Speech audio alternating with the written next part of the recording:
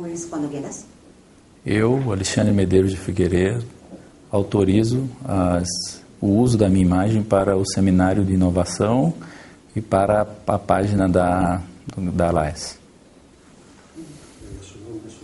A partir de ahora, di tu nombre, tu cargo y la organización para la que trabajas, ¿vale? Okay. Meu nome é Alexandre Medeiros de Figueiredo.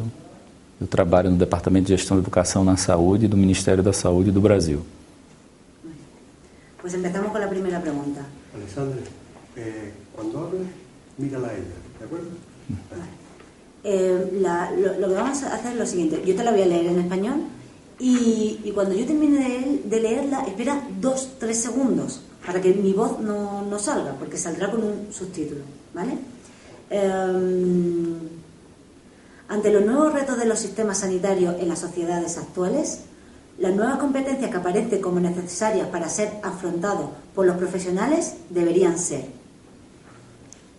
As competências para atuação em sistema de saúde que tem vários desafios a enfrentar são as mais diversas possíveis, né? Poderíamos categorizar em 2 grandes grupos, né?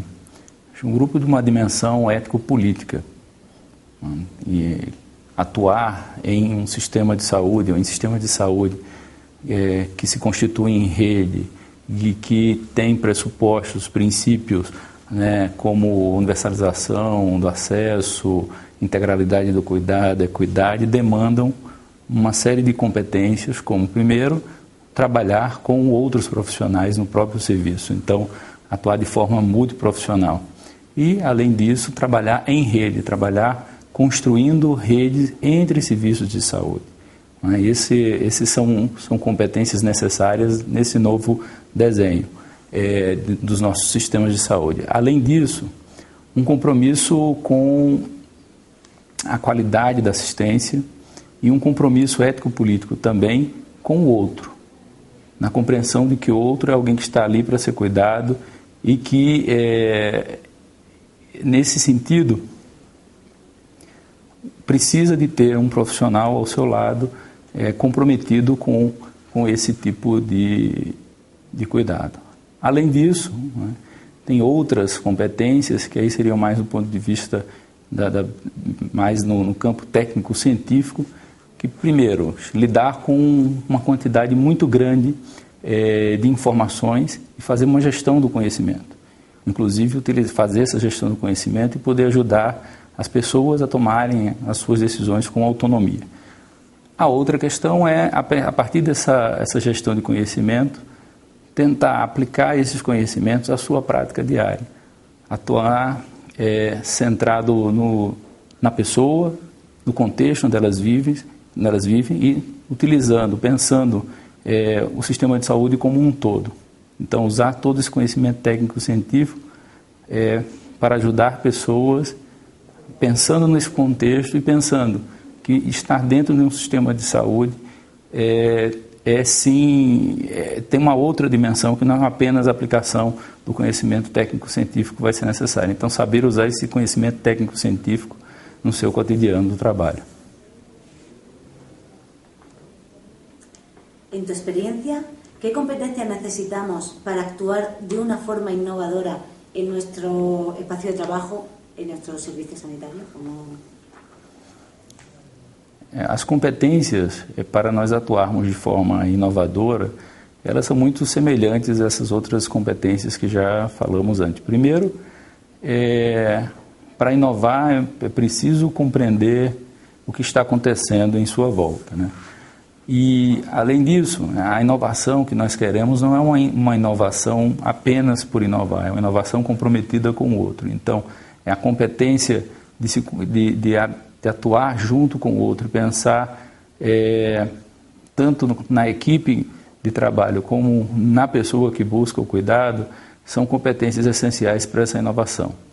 E, é claro, ousar e ter como medida da sua ousadia princípios éticos, né, como os princípios da universalização do cuidado, do respeito, da autonomia.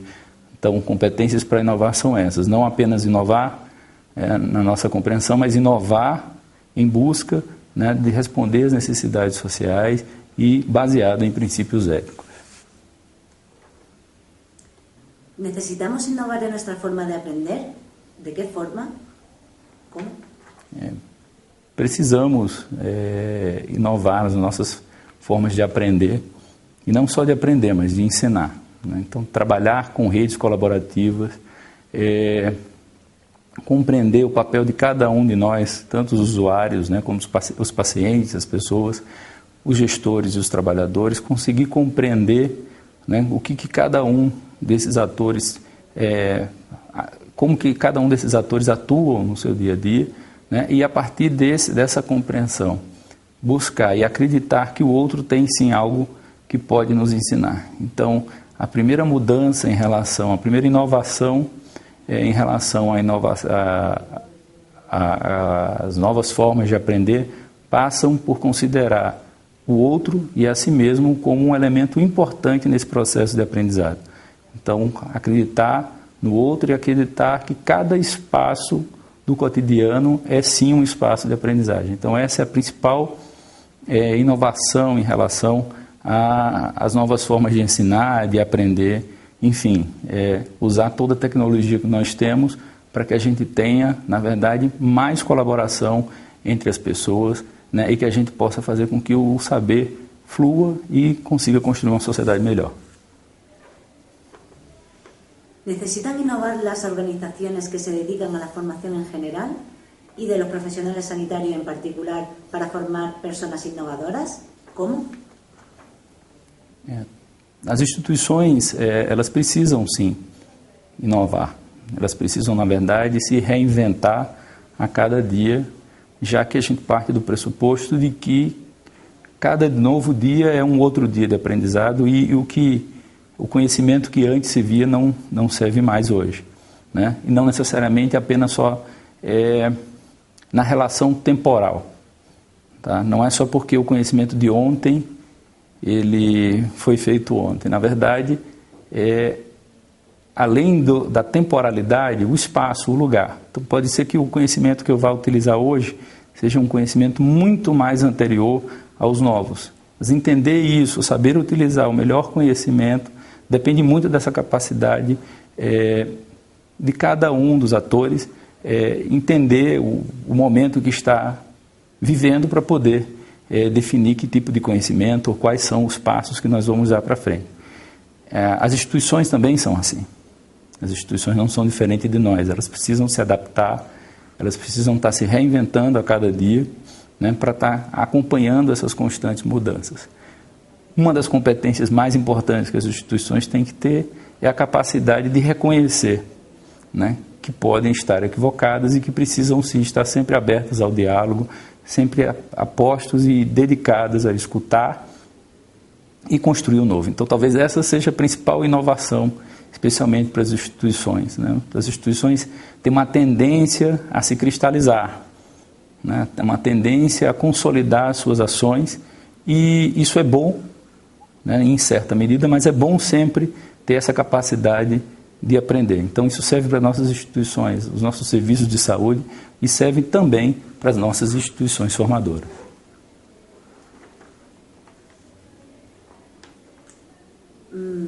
¿Necesitan innovar las organizaciones sanitarias para generar contextos que potencien la innovación? ¿Cómo? As instituições, os serviços de saúde têm que estar abertos para a mudança. É necessário, é imprescindível, já que as necessidades sociais em saúde mudam a cada momento. Mudam também as tecnologias que nós temos disponíveis para responder essas necessidades em saúde. E mudam também as pessoas, tanto os usuários, tanto os pacientes, as pessoas que estão buscando cuidado, que têm expectativas diferentes em relação aos serviços de saúde ao longo do tempo, como também nós mesmos, trabalhadores da saúde, gestores da saúde, que também somos seres em constante mudança. Então, este componente de inovação, ele também tem que estar presente no serviço de saúde. O serviço de saúde tem que ser capaz de aprender com o seu cotidiano, de escutar e perceber essas necessidades sociais, e organizar os seus processos de trabalho a partir dessas necessidades sociais em saúde. E aí não só a necessidade das pessoas que buscam os serviços de saúde, mas também dos trabalhadores e dos gestores. Então, é uma concertação, é um diálogo entre gestores, trabalhadores e as pessoas que buscam cuidado, que permite uma reorganização e o aprendizado do próprio serviço. Modificar las competencias que deben desarrollar los profesionales sanitarios en su formación reglada, ¿de qué manera impacta o puede impactar en la demografía sanitaria? ¿Puede citar algunos ejemplos? A mudança das competências pode sim mudar aspectos relacionados à demografia, né? Esse é um processo que está integrado. O sistema de saúde estão em constante evolução, as necessidades sociais elas também estão em constante transformação e pode haver mudanças em relação às demografias a partir da leitura desse cenário, né?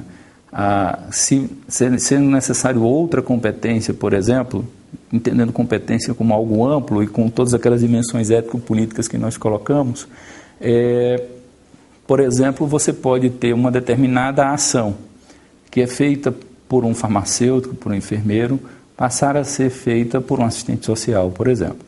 Isso vai depender muito, né, de um contexto particular, né, e da análise desse contexto.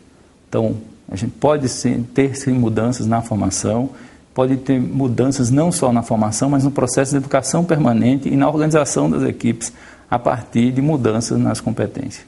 Mas é claro que isso sempre dialogado e sempre muito pautado pelo que está acontecendo a cada momento. Então, se a gente entende que as necessidades sociais mudam, que os processos políticos mudam, que a organização de serviços mudam, então a mudança das competências e de todo esse cenário faz com que a demografia efetivamente e também todas as ações que vêm a partir dessa demografia mudem, né? Então, vivemos em sistemas dinâmicos, com sociedades muito dinâmicas e que rapidamente podem mudar todas essas variáveis que foram colocadas. Isso, obviamente, muda a formação. Então, principalmente no mundo moderno, onde a gente tem mudanças substanciais acontecendo em pouco tempo, é necessário, né, estar aberto para esse tipo de mudança. Sem perder de vista, claro, toda a dimensão ético-política que existe, né? Esse é o grande, um grande desafio, porque a mudança, o uso das competências, as mudanças de perfil profissional ou de competência profissional, elas têm que ser balizadas por uma dimensão ético-política e por um senso de resposta às necessidades sociais em saúde, no caso, tá? Porque se não for isso também pode virar, por outro lado, só uma flexibilização, para dar mais plasticidade à organização do serviço, mas sem estar atrelado à melhoria do cuidado, à melhoria da qualidade de vida da população.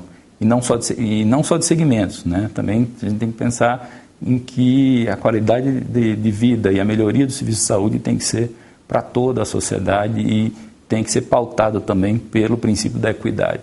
Então, quando a gente pensa em instituições mudando e utilizando as competências como um dos indutores das suas mudanças, a gente não pode esquecer deste compromisso ético-político com a saúde pública, com as necessidades das pessoas e com o princípio da equidade, por exemplo.